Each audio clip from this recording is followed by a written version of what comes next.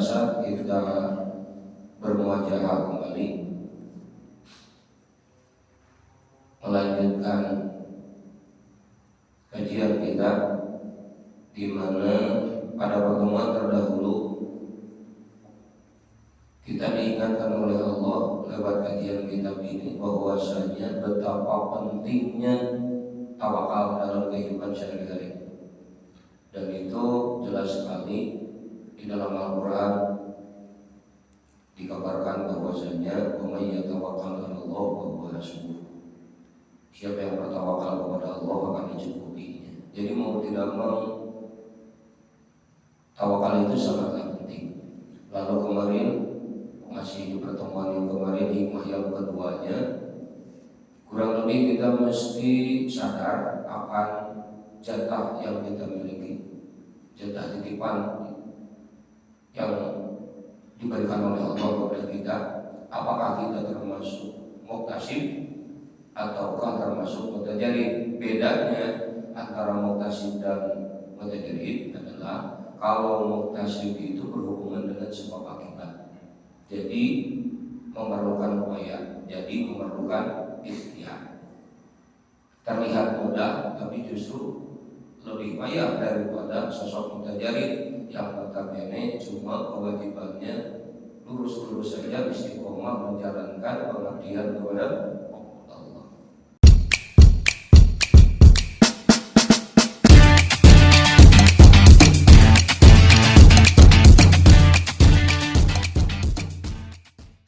Coba kemarin bisa diambil kesimpulan bahwa muktasib sebagaimana kita yang harus bergelut dengan kasab, dengan sebab akibat. Kemarin disimpulkan bahwasanya ada 3 kewajiban. Yang pertama qalbi, harus senantiasa tawakal dan ikhlas. Kemudian qauli, harus senantiasa berdoa dan berzikir kepada Allah. Lalu yang ketiga fa'li, yaitu harus selalu berikhtiar. Itu 3 kewajiban yang tidak boleh stop atau tidak boleh berhenti selaku muktasib. Lalu kita menginjak kepada hikmah selanjutnya. Bismillahirrahmanirrahim. Sawabiqul himam, mendahuluinya semangat yang tinggi. La tahrik aswarul abdar, itu tidak akan bisa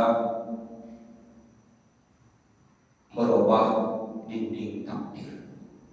Hikmah yang ketiga ini seperti menguatkan bahasan yang sebelumnya, bahwasanya sekeras apapun kita berkeinginan, kita berkehendak, tetap saja tidak akan latafirlah, tidak akan berarti apa-apa. Maksudnya tidak akan terlalu signifikan perubahannya, karena bagaimanapun tetap semua menunggu akan persetujuan Al-Khaliq, Allah Subhanahu wa Ta'ala. Tapi mafhumnya bukan artinya kita tidak boleh bersemangat. Justru semangat harus. Kenapa? Dikembalikan lagi ke tugas kita pada hikmah yang kedua. Hikmah yang kedua, kita mesti sadar kita termasuk golongan muktasibkah atau termasuk golongan mutajarridkah. Kalau mutajarrid lurus-lurus saja, cuma 2 yang ada tugasnya. Yang pertama qalbi, kedua qauli. Jadi cuma tawakal dan berzikir atau berdoa. Kan itu cuma orang-orang hawas, orang-orang pilihan Allah. Gitu. Kalau kita masuknya ke golongan muktasib, yang berat itu ada di ikhtiarnya, ada di fa'linya, selain dari 2 kewajiban antara hati dan ucapan. Jadi artinya bukannya kita tidak boleh semangat gitu, tapi justru laki-laki itu atau manusia itu, apalagi kita laki-laki itu, dilihat dari sebagaimana semangatnya. Dulu para ulama dengan ungkapan-ungkapannya dalam fatwanya mengatakan himmatur rijal tadfa'ul jibal. Semangatnya laki-laki itu adalah membelah gunung, membelah bumi. Jadi jangan gampang menyerah artinya. Meskipun diulang lagi, sekeras apapun atau setinggi apapun semangat tidak akan bisa melawan takdir Allah. Hanya mesti kita pahami bahwasanya takdir Allah itu terbagi dua.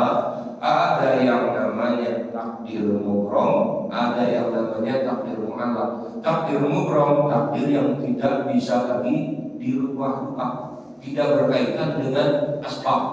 Itu namanya takdir mubrom. Kayak contoh semisal kita terlahir jadi cowok, itu takdir mubrom. Gak bisa lagi kita pengen berubah jadi cewek. Kita terlahir jadi orang Indonesia, kita terlahir dari keluarga misalkan orang biasa, bukan terlahir dari seorang presiden, misalkan dari keluarga presiden. Itu takdir mubrom. Selainnya itu takdir mu'allaq, takdir yang berkaitan dengan ikhtiar.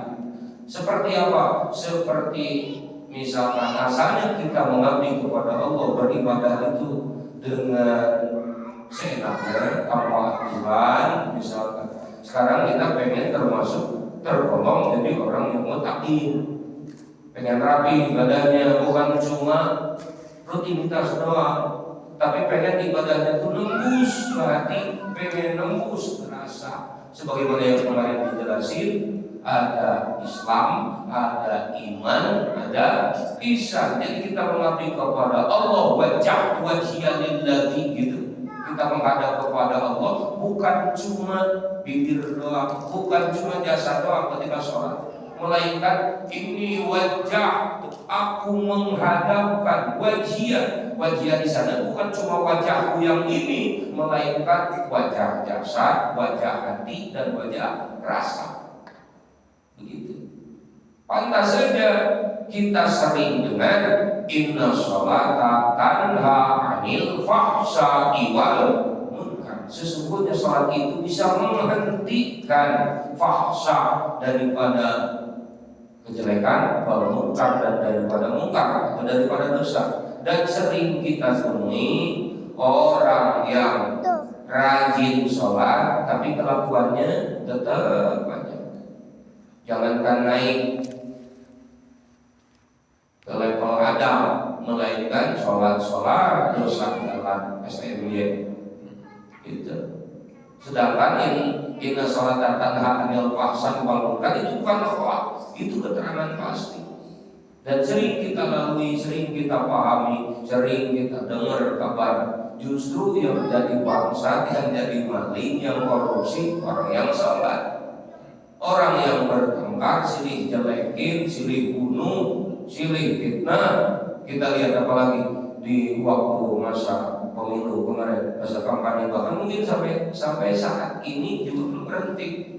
Kenapa? Padahal mereka tukang sholat, ahli sholat. Yang jadi masalah sholatnya itu hanya sampai di jasadnya, sekedar rutinitas, atau sampai dengan hatinya menghadap Allah. Itu kan pada saat mengangkat tangan wa iktidam itu inni wajjahtu wajhiya lilladzi fataras samawati wal ardh. Aku menghadapkan wajahku, yang dimaksud menghadapkan diriku seluruhnya gitu, dari mulai jasad sampai hati sampai rasa. Kepada siapa?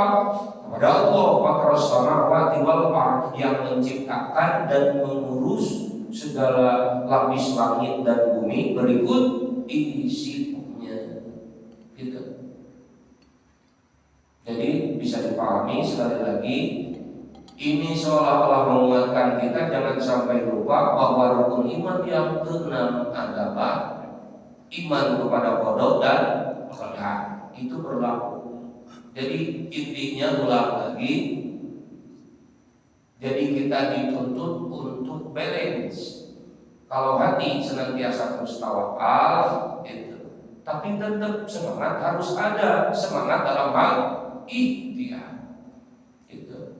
Mungkin untuk Nabi itu udah ada batasannya, udah ada kriterianya. Contoh kayak misalkan harus dari orang Arab misalkan. Dan kita bukan lahir dari negeri Arab, kita lahir dari negeri Indonesia. Dari hidung aja misalkan, dari wajah, dari keturunan juga udah beda. Ke atasnya lagi udah pasti ada nyambung Nabi lagi. Ke atasnya lagi pasti nyambung Nabi lagi. secara dasar keturunan Nabi itu salah satu keturunan dari Nabi lagi. Nah, kalau urusan wali atau kekasih Allah itu tidak dibatasi. Mau itu orang Arab, mau itu orang Indonesia, mau orang kaya, mau pejabat, mau miskin, siapa aja boleh, asal mau berikhtiar. Meskipun pada akhirnya tetap aja itu yang menyetujui dan yang menghendaki cuma Allah Subhanahu wa ta'ala. Sedangkan enak kalau orang dikasihi oleh Allah, apalagi yang dia cari. Baru dikasihi sama pejabat aja. Kalau kita lihat gitu, mau baru dikasihi, baru dicintai, baru kita kenal sama sosok pejabat aja bisa. Baru kenal sama polisi, waktu ada penilangan, ada operasi kan anteng-anteng aja. Apalagi kita kenal, bahasa Arabnya itu makrifat. Kita kenal, apalagi kita itu dicintai, jadi kekasih Allah. Bahasa kekasih Allah itu bahasa Arabnya adalah waliyullah, jadi kekasih Allah. Kan apalagi lebih enak dan lebih. Cuma jangan sampai artinya seperti ini, jangan salah paham. Bukannya kita mau pelajari kitab ini kita pengen mengejar predikat jadi waliullah, bukan. Maksudnya untuk memperbaiki diri sehingga naik dan meningkat, bukan cuma di level ibadah, melainkan meningkat kepada level ubudiyah, penghambaan. Kita mesti semangat gitu. Apalagi sampai ke level abudah. Apa itu? Hamba Allah atau orang yang sudah terbebas dari penjajahan nafsunya sendiri. Jadi hamba Allah itu predikat tertinggi. Jadi ulang, ada ibadah, ada ubudiyah, ada abudah. Jadi hamba Allah. Gitu. Jadi bisa dipahami sekali lagi, hikmah yang ketiga adalah setinggi apapun semangat, tetap yang berlaku cuma qada dan qadarnya Allah. Semangat kita tidak berarti apa-apa, tetapi semangat yang tinggi untuk hal pengabdian kita kepada Allah dalam ibadah kita itu sangat diperlukan. Jangan sampai gue emang gak pernah mondok, gue gak pernah pesantren, gue emang baru sekarang belajar ngajinya juga. Jangan sampai begitu. Karena urusan untuk menentukan siapa yang pantas masuk surga, siapa yang pantas masuk neraka bukan manusia, coy. Tetap Allah Subhanahu wa ta'ala. Jadi jangan sampai kita putus asa untuk urusan akhirat, untuk urusan mendekatkan diri kepada Allah. Di sisa-sisa usia kita gak ada salahnya kita untuk step by step memperbaiki diri. Mulai dari membagikan tugas kita yang kemarin gitu, yaitu tugas hati selalu bertawakal, tugas bibir selalu berdoa dan berzikir gitu. Makanya kan kalau zikir sendiri kan yang lawannya tuh malas, ngantuk dan lain sebagainya. Coba kalau seminggu sekali kayak gini dipaksain gitu. Ada teman ataupun gak ada teman, kan lumayan seminggu sekali belajar zikir kepada Allah. Meskipun ilalah kamu suka penelitian baik gitu,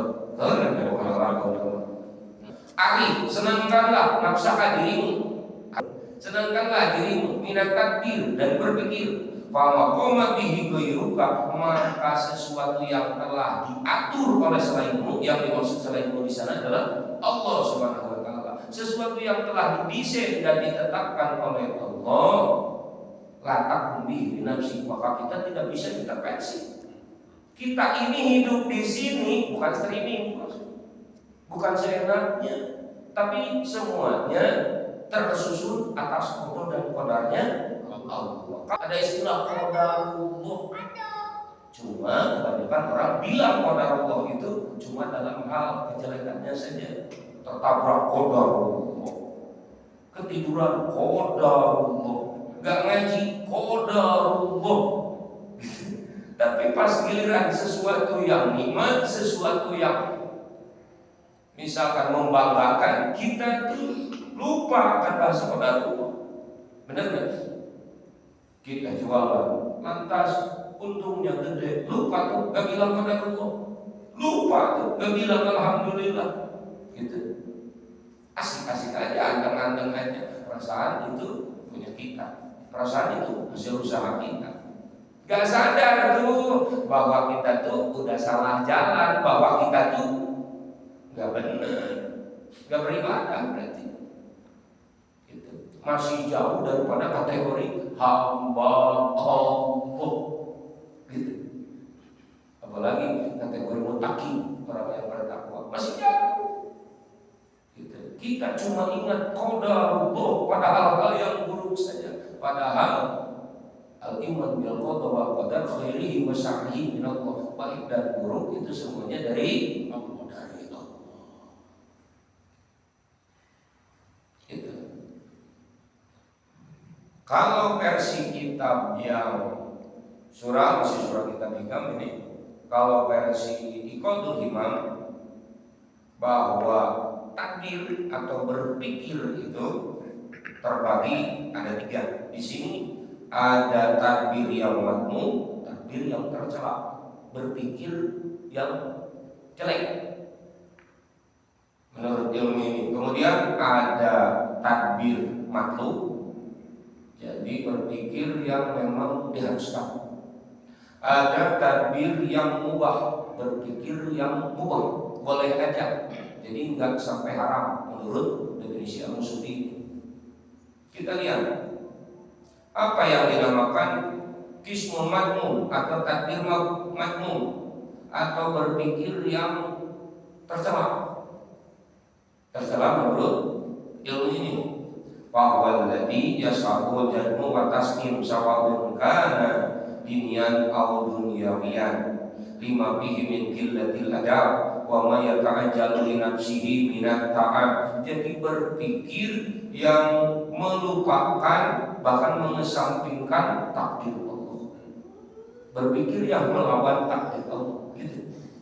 Jadi intinya qillatil adab, dia itu minim sekali akan adab kepada Allah. Apa itu adab? Tata krama. Apa itu adab? Sopan santun. Jadi jangan sampai ikhtiar kebablasan, gitu. Ikhtiar ya fisik aja, hati mah cukup selalu bertawakal. Jangan salah hanya hati ikut berikhtiar, itu sudah tidak adil, gitu. Sedangkan yang kita tahu makna adil itu bukannya sama rata, bukan. Makna adil itu adalah sesuai porsinya. Kita tahu siapa yang paling adil, cuma Allah Subhanahu wa Ta'ala. Artinya kalau Allah Maha Adil, berarti siapapun yang baik sesuai aturan Allah, maka dia akan mendapatkan pahala, mendapatkan rahmat, mendapatkan kebaikan, mendapatkan keberkahan. Dan lawannya berarti otomatis siapapun yang tidak sesuai kehendak dan aturan Allah, mau tidak mau, disengaja atau tidak, berarti mesti dihukum. Itu namanya Allah Maha Adil. Kita cuma berpikir kalau untuk urusan kejelekan kita, dosa kita, ya kita ingat Allah Rahman Rahim, gitu doang. Padahal ada sisi lainnya, Allah itu Maha Adil. Siapa yang jelek pasti dihukum, siapa yang benar pasti diapresiasi. Gitu. Kita lihat lagi. Jadi kalau yang menghadap kejelekan kita, contoh kita misalkan melakukan dosa, sesuatu yang dilarang oleh Allah, keluar dari jalur aturan Allah. Misalkan kita melakukan dosa, kalau yang madep sama dosa kita itu rahmat rahimnya Allah, sebesar apapun yang gak ngepet, sebesar apapun dosa kita. Tapi kalaulah dosa kita dihadapinnya bukan sama rahman rahim Allah, tapi dihadapkan dengan adilnya Allah, sekecil apapun dosa kita pasti ngepet ke kehidupan kita. Benar kan? Nah, kayak gitu. Jadi ulang lagi, kita tidak boleh terlalu banyak berpikir, karena segala sesuatunya telah diatur oleh Allah. Kita nggak bisa intervensi akan jatah kita sendiri. Tapi bukan artinya nggak boleh berpikir, karena memang tugas otak berpikir. Ibadahnya otak itu berpikir. Cuma berpikir yang kayak gimana? Diulang lagi menurut kitab yang satunya. Ada berpikir yang makmum, yang tercela, yaitu barusan berpikirnya kebablasan, tanpa batasan, tanpa adab. Kemudian ada berpikir yang matlub, yang diharuskan, gitu. Yang kayak gimana? Tabiru makalat tabihi minal wajibat wa ma nadabta ilaihi minal ta'at. Berpikir dari segi tugas saja, itu berpikir matlub, itu memang diharuskan. Jadi berpikir dalam hal yang wajib, berpikir dalam hal-hal yang sunnah, itu memang diwajibkan, diharuskan. Contoh, ibadah haji itu wajib. Lalu gimana caranya agar kita menjadi haji yang mabrur? Gitu. Gimana kita ngumpulin ongkosnya biar terbebas dari haram, terbebas dari riba, dan gitu. Jadi jangan sampai kita nanak nasi pakai air kencing, sekalipun jadinya kan enggak. Jadi bukan cuma benar tapi tepat. Gitu. Contoh kayak gini. Sekarang sebentar lagi bulan Ramadan. Gimana caranya biar Ramadan itu memang benar-benar sesuai katanya? Ramadan itu adalah pembakaran. Jadi membakar kejelekan kita semua. Berarti salah satunya adalah dengan meningkatkan kualitas dan kuantitas peribadahan kita, wabil khusus dalam hal-hal sunnah. Lalu gimana ya, kita ini kan kerjanya dari pagi sampai jam sekian. Gimana kita caranya biar bisa membangun kayak mereka? Gitu. Kan ada dalam selama Ramadan itu sampai 5 kali khatam Quran. Gitu. Ada yang selama Ramadan itu bukan cuma 5 kali khatam Quran, melainkan sholat mutlaknya aja. Berarti selain tarawih itu, selain sholat sunnah tarawih, mereka melakukan sholat mutlak, sholat tasbih, sholat hajat. Bahkan ada yang bersiap dari Rajab bulan Rajab itu, mereka menabung agar cuma satu tujuannya, agar bisa memberikan iftar, buka bersama, bisa memberikan sekedar takjil untuk siapapun. Ada orang yang seperti itu. Ada juga orang yang di-plan, jadi setahun itu 12 bulan, selama 11 bulan dia kerja mati-matian, selama 1 bulan dia libur khusus cuma buat dia pengen khatam Quran. Karena di bulan-bulan yang lainnya dia sibuk. Ada orang yang seperti itu. Nih, selama sebulan ini buat resiko dimana papa jangan diganggu. Ada orang-orang seperti itu. Nah, berpikir bagaimana menyiasati dalam hal kewajiban atau dalam mengerjakan sunnah, jangan sampai ketinggal sama orang-orang yang lain. Nah, itu adalah takbir yang matlub. Itu kita kan jaga aja. Kita cuma melihat ramainya aja. Istilah kajian, kalau ada orang yang baru ikut, kalau nggak ada yang keluar aja, kan gitu. Kalau lihat orang ada teman baca Quran baru, kalau nggak ada leha-leha aja. Padahal berebut loh, berebut. Kita pengen semua ke surga. Janganlah ngomongin surga yang asli di akhirat, surga di dunia aja. Apa keberkahan hidup kayak gitulah. Kan kita pun selama manusia kayak gini ada undangan aja, misal dari manusia ini. Ada tetangga kita kenal tapi nggak terlalu dekat, dan ada undangan lagi yang datang ke kita. Ini bukan cuma dekat, misalkan, bahkan sering nolong. Kira-kira kita bakal membantu dan fokus yang mana, mendahulukan, memprioritaskan, pasti yang dekat, bukan cuma kenal begitu. Gitu. Kita pengen keberkahan, kita pengen perubahan, kita pengen masuk surga, tapi kitanya sendiri melupakan tugas kita. Lalu terakhir ada takbir yang mubah. Ulang.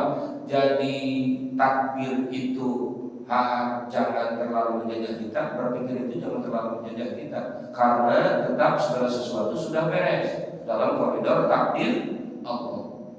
Cuma Berpikir itu ada tiga macam, ada berpikir yang jelek atau tercela, yaitu yang menabrak akan aturan Allah tanpa adab, tanpa sopan santun. Kemudian ada tadbir yang memang diharuskan, yaitu tadbir atau berpikir dalam hal wajib dan hal sunnah. Terakhir ada tadbir yang mubah, berpikirnya sekedar dibolehkan aja. Gimana nih? Bahwa tadbir fi amri dunyawi atau tabi'i maka takwid lil ma'isyah. Itu definisi tadbir yang mubah, berpikir yang dibolehkan, yaitu berpikir dalam urusan duniawi, urusan dunia. Jadi nggak ada sedikit pun hubungannya dengan ukhrawi, dengan akhirat. Berpikir urusan dunia disertai dengan takwid atau tawakal hati kepada Allah. Boleh berpikir selama hati selalu bertawakal. Itu berpikirnya dibolehkan. Tapi kalau berpikirnya tak disertai dengan tawakal, maka itu masuknya takbir madmum, berpikir yang tercela. Maka kembali lagi ke hikmah yang keempat, senangkanlah dirimu dari berpikir. Itu kecuali berpikirnya yang diharuskan atau berpikir yang mubah. Berpikir yang bagaimana? Berpikir yang disertai dengan tawakal. Kemarin waktu saya jadwal di Bumi Harapan, ada bapak-bapak yang nanya, Pak Ustaz, bukannya kita itu mesti berimbang antara dunia dan akhirat, antara usaha dengan bertawakal? Ya gimana mau imbang? Kita lihat definisi tawakal. Tawakal itu tugas hati, gitu. Sedangkan berikhtiar itu tugas jasa. Contoh kita kerja nih. Kerja pasti ada awal masuk dan ada istirahat, kemudian ada pulang. Sekarang aja kita kan udah lagi kerja kan, benar? Berarti pekerjaan atau ikhtiar jasa kita itu ada awalnya, ada akhirnya. Tapi kerjaan hati apakah ada berhentinya? Enggak. Makanya ada istilah taslim, ada istilah takwid, ada istilah tawakal. Perbedaan istilah terletak cuma di waktunya doang. Kalau tawakalnya sebelum berikhtiar apa namanya, kalau tawakalnya bareng lagi ngelakuin ikhtiar, tawakalnya apa istilahnya? Kalau bertawakalnya sehabis berikhtiar apa namanya?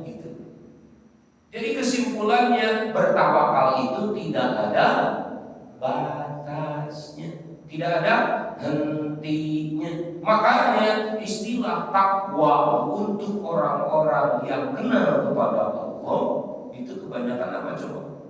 Tanzihul qalbi, bersihnya hati. Ya kan yang kita tahu definisi takwa itu imtithal wa amrillah wa tinabu nawahi, patuh akan segala perintah Allah dan menjauhi segala yang dilarang oleh Allah. Tapi banyak juga definisi yang mengatakan bahwasanya bertakwa itu tanzihul qalbi, membersihkan hati. Karena kalau hati tidak bersih, gimana mau bertawakal kepada Allah? Bisa dipahami ya. Jadi hikmah yang keempat itu, hikmah yang keempat itu, kita jangan terlalu banyak berpikir, apalagi terjajah oleh pikiran kita. Bukan artinya nggak boleh berpikir, karena memang tugas otak itu untuk berpikir. Nah, beginilah gaya hikam. Jadi gaya hikam itu jangan terlalu depan, jangan terlalu belakang, mesti di tengah-tengah. Itu gaya hikam. Bahkan kenapa ada orang yang kita tahu kalau sedikit tua itu apa namanya, terus banyak lupa, pikun kan? Kenapa coba sampai pikun? Padahal kalau dilihat basically dia cerdas, dia pinter. Mungkin salah satunya terlalu senang. Maksudnya otaknya itu jarang dipakai disyukuri. Kenapa maksudnya disyukuri? Kan tugas otak itu untuk berpikir.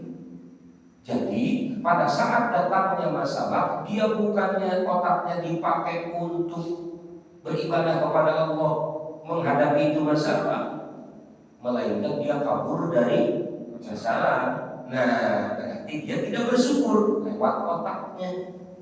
Begitu kira-kira. Makanya pikun berbuat. Begitu. Semoga kita terbebas dari hal seperti itu. Amin ya Rabbal. Makanya nggak jadi jaminan pendidikan setinggi apapun. Ada yang sekolahnya tinggi, bukan cuma S2, S3 mungkin. Tapi pada saat datang masalah, kadang-kadang kalah sama orang yang nggak sekolah, SD pun nggak tamat. Padahal pendidikan kurang gimana? Gitu. Artinya pendidikan cuma di teori doang. Kita kurang bisa paham bagaimana mensinkronkan itu semua. Diulang pada hikmah yang kedua. Kita ranahnya berarti termasuk muktasi. Itu termasuk orang asbab. Berarti tugas otak, berpikir tugas bibir, berpikir tugas hati, tawakal tugas dasar. Ikhtiar. Sekali lagi, tawakal itu tidak ada hentinya. Makanya seberat apapun dan seluas apapun jalan syariat atau jalan asbab, jalan ikhtiar yang lagi kita hadapi, jangan sampai mengurangi ketawakalan kita kepada Allah. Sebesar apapun masalah yang lagi kita hadapi. Makanya aja kalau orang udah mulai belajar dunia ihsan,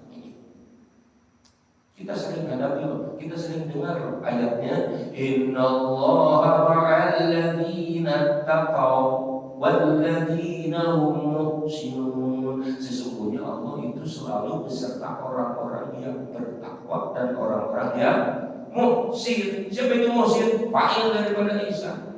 Orang yang bisa ihsan. Itu berbuat baik itu ihsan. Apa itu ihsan? Antabudallaha ka'annaka tarahu. Jadi dia melakukan segala sesuatu itu bentuknya pengabdian doa. Jadi apapun yang dia kerjakan seolah-olah dia lagi dilihatin, lagi diperiksa oleh Allah Subhanahu wa Ta'ala. Jadi lembus. Jadi bukan cuma ibadah jasa doang, melainkan sampai kepada rasanya.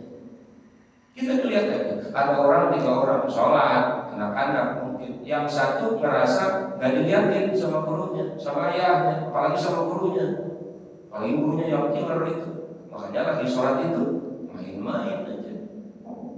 Lalu orang yang kedua sholatnya benar sih benar, tapi hatinya jasa mungkin sholat, tapi hatinya lagi di rumah, hatinya mungkin lagi di filmnya, film yang tadi dia tonton. Makanya ketika sholat itu jasa doa, hati mah ingat tokoh kartun, tapi orang yang ketiga perasaan dia itu lagi di depan gurunya. Pasti sholatnya lebih rapi, pasti sholatnya lebih tersusun sesuai tertib, sesuai aturan sholat yang berlaku. Begitulah kehidupan kita. Jadi kalau dilihat Islam itu sampai sini, sampai rasa. Kenapa rukun Islam ada 5, lantas kemudian nomor 1-nya syahadat. Syahadat itu apa? Saksi, bersaksi. Nama bersaksi itu berarti gak minjem mata, gak minjem telinga, berarti otomatis terasa sama dirinya sendiri bahwasanya gak ada satupun yang mesti ditaati, dipatuhi kecuali Allah. Orang non-Islam mau masuk Islam cukup syahadat dengan mengucapkan 2 kalimat syahadat. Nah kalau kita cukup segitu doang? Enggak. Justru syahadatnya itu mesti terlihat di kehidupan sehari-hari. Gue bukan cuma kabar Allah itu Maha Agung. Terasa banget kalau Allah itu Rahman Rahim. Beneran ya Allah itu Maha Kaya.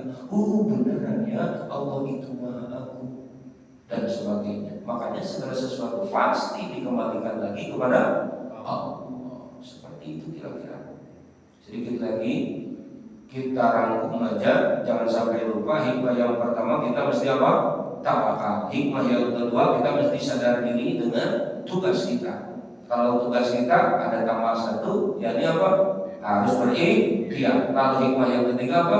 Himmatul aliyah, harus semangat tinggi. Lalu yang keempat di sini, kita jangan berpikir tapi harus berpikir. Jadi nggak boleh berpikir tapi harus berpikir. Maksudnya apa? Berpikirnya selama makruh atau yang mubah-mubah saja. Berpikirnya bagaimana? Berpikirnya yang tidak berontak atau menabrak aturan Allah, dan berpikirnya disertai dengan tawakal. Artinya tugas jasadnya jasad, tugas hati hati.